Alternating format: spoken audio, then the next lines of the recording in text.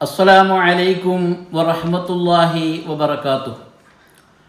أعوذ بالله من الشيطان الرجيم.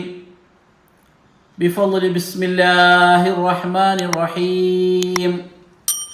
الحمد لله رب العالمين. الصلاة والسلام على أشرف رسول الله وعلى آله وصحبه أجمعين. ഗണ്ണിയത്തുക്കും പെരു മതിപ്പുക്കുമുരിയ സാദാത്തുമാർകളെ, ഉലമ പെരുമക്കളെ, മറ്റ് സഹോദര സഹോദരിമാർകളെ, അൽഹംദുലില്ലാഹ് ഇൽമുൽ അസ്റാറിനുடைய ക്ലാസ്സുകൾ ஆரம்பித்து கிட்டத்தட்ட ரொம்ப வருடங்களாயிருக்கு. 2017 ஆண்டில் ஆரம்பித்து இப்போ 2025 வரைக்கும் தமிழ் மொழியில் இந்தியாவிலும் அதுமாதிரி மலேசியா, இலங்கை, வெளிநாடுகளிலெல்லாம் நம்முடைய இல்முல் அஸ்ராரினுடைய ஆத்மீய வைத்தியம் சம்பந்தമായ கிளாஸுகள் நடத்தி வருது.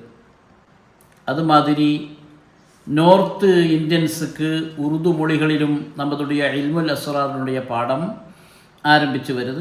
കിട്ടത്തിട്ട് 4700 ഉലമാക്കൾ എ തലം മുതൽ എഫ് തലം വരയ്ക്കും പഠിത്ത് മുടിന്തവങ്ങൾ. അള്ളാഹു നമ്മളുடைய ഇൽമ് അള്ളാഹിടത്തിൽ കബൂലാനായ ഒരു ഇൽമായി അള്ളാഹു ചേർപ്പാനാக.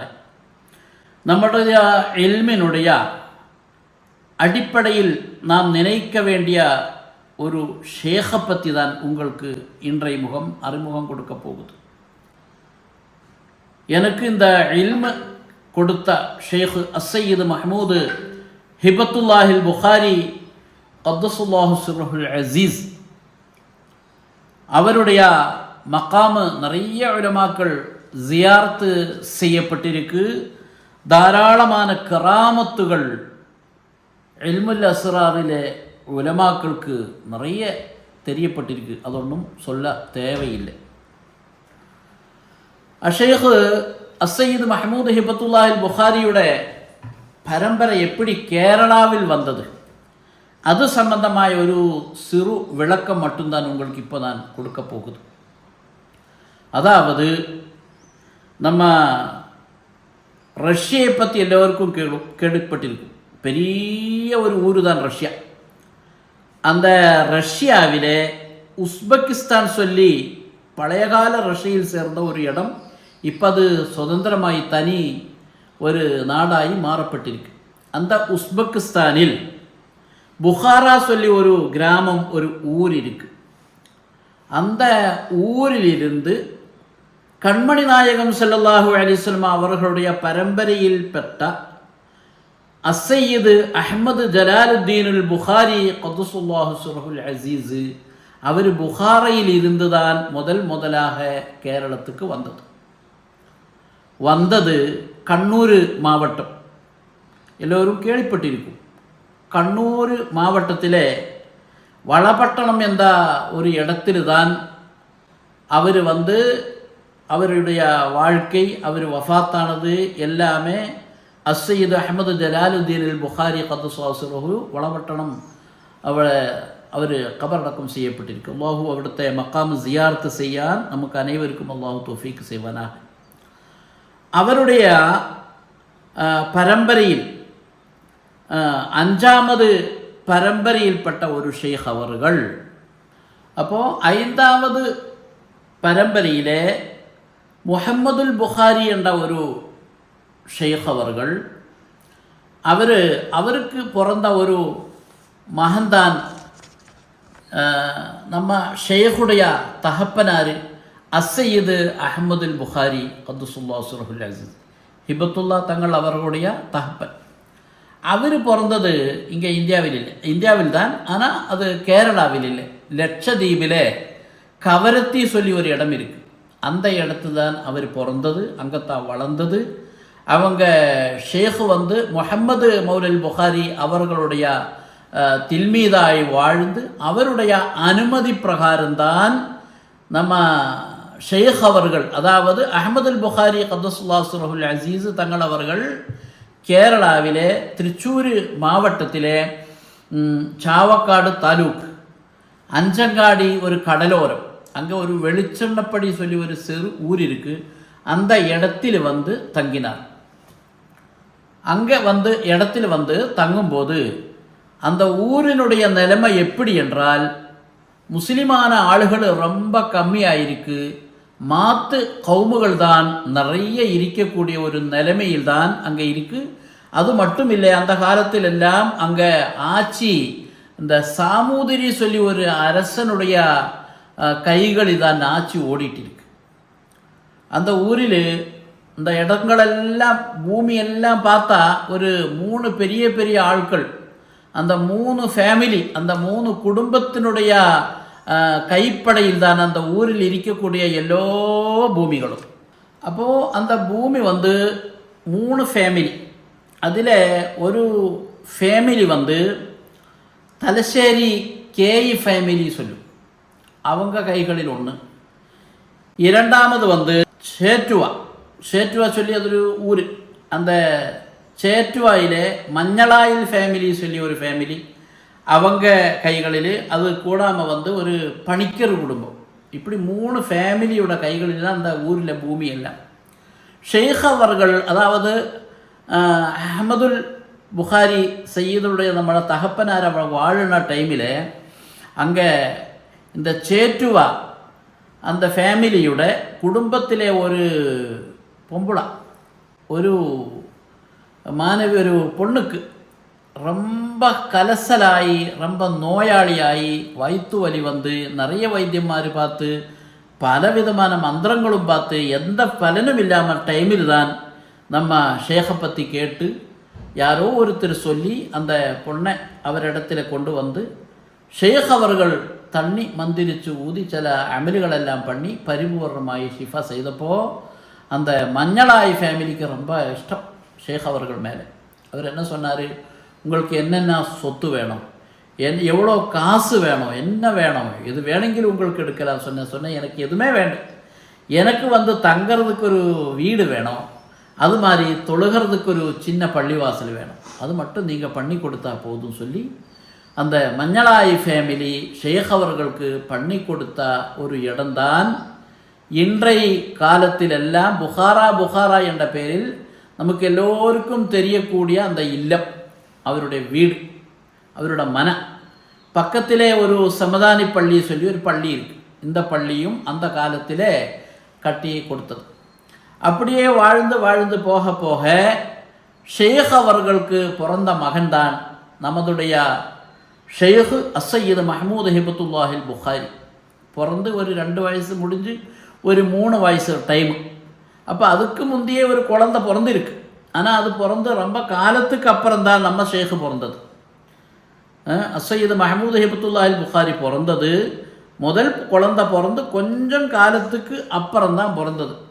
அந்த காலத்தில் தான் வெள்ளூர் பாக்கியாத்து சாலிஹாத்தினுடைய அது உருவாக்கின ஷேக் அவர்கள், அப்துல் வஹாப் என்ற ஷேக் அவர்கள் அடிக்கடி இங்கே வருவார். ஒரு டைமு வரும்போது நம்ம ஷேக் ஹிபத்துல்லாஹில் புகாரி அப்படியே விளையாடி ஷேக்கோட முன்னாடி போய் போட்டுட்டேன். அப்போது நம்ம அவரோட தகப்பனார் சொன்னார், இதுதான் எனக்கு இப்போ பிறந்த ஒரு பையன், நீங்கள் பார்க்கவில்லையா, இதுதான் என்னோட பையன் என்று சொல்லும்போது அந்த பையனோட தலையில் அப்படியே கை பிடிச்சி அப்துல் வஹாப் ஷேக் அவர்கள் வேலூர் பாக்கியாத்து சாலிஹ் உருவாக்கினவர் கொடுத்த ஒரு பேரு தான் இது. உங்கள் பையனா, இது ஹிபத்துல்லா, அல்லாவோட கிஃப்ட். அந்த பேர் இப்போ உலகம் பூரா ஹிபத்துல்லா என்று கிடைக்கும். நம்ம நெட்டில் அடித்து பார்த்தா கூட ஹிபத்துல்லான்னு அடித்து கொடுத்தால் அந்த ஷேக்கோட பேர். அப்போ அதிலிருந்து ஹிபத்துல்லாஹில் புகாரி என்ற பேர் ஷேக் அவர்களுக்கு கிடைக்கப்பட்டிருக்கு. கிட்டத்தட்ட 1982 ஆண்டில் தான் எனக்கு ஷேக் அவர்களை பார்க்கறதுக்குள்ள ஒரு பாக்கியம் கிடைச்சது.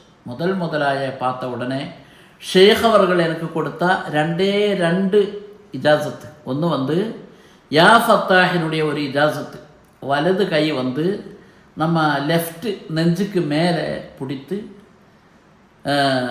யா ஃபத்தாஹின்னு 71 வாட்டி ஓதுறதுக்கும் அந்த கை அத்தஹியாத்துக்கு வைக்கிற மாதிரி இப்படியே வச்சு 41 விடுத்தம் யா அசீஸ் ஓதுறதுக்கும் கொடுத்த முதல் இஜாசத்து எந்த காலத்திலும் எனக்கு மறக்க முடியாத ஒரு நிலைமை தான்.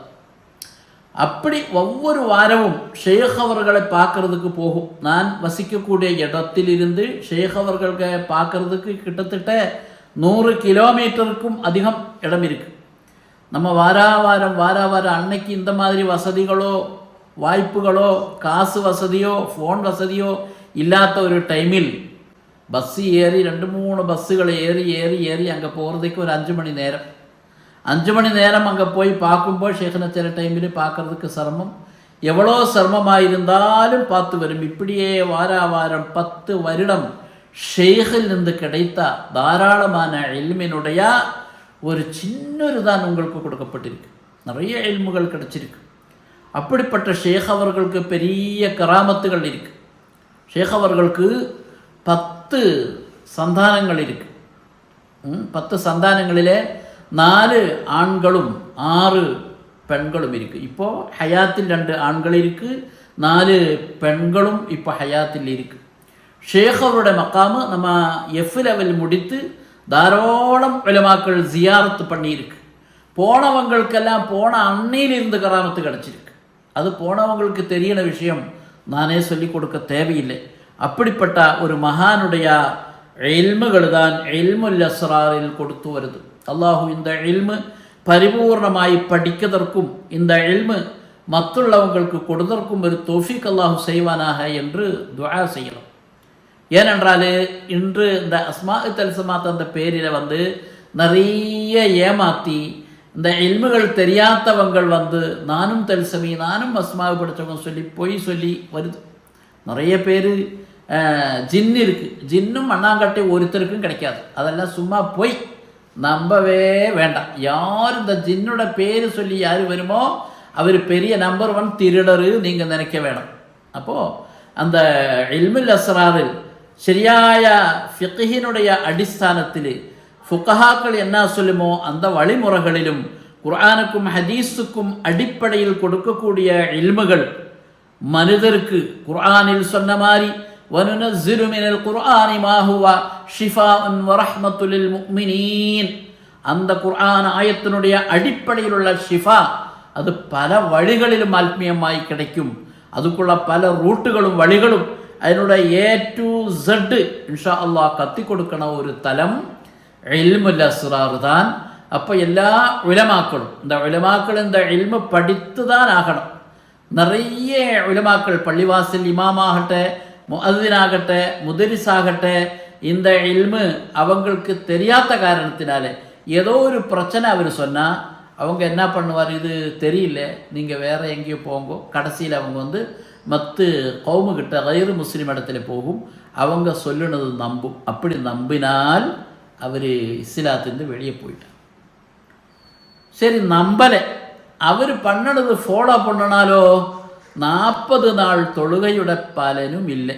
இதெல்லாம் ஷரஹுல் அகாயிதா என்ற கிதாபில் எழுதப்பட்ட விஷயம்தான். அப்போ உலமாக்களான ஒவ்வொருத்தரும் இந்த இல்மு படிக்கணும். பரிபூர்ணமாக இந்த இல்மு இந்த கியாமத்து வரைக்கும் இங்கே நிற்கணும். பொய்க்காரும் பித்தரக்காரும் அது மாதிரி ஏமாத்துக்காரும் டூப்ளிகளும் இந்த விஷயத்தில் இருக்கக்கூடாது. அதுக்குள்ள எல்லா தௌஃபீக்கும் அல்லாஹு செய்வானாக. வ ஆஹிரு தஅவானா அனில் ஹம்துலில்லாஹி ரப்பில் ஆலமீன். அஸ்ஸலாமு அலைக்கும் வ ரஹ்மத்துல்லாஹி வ பரகாத்துஹு.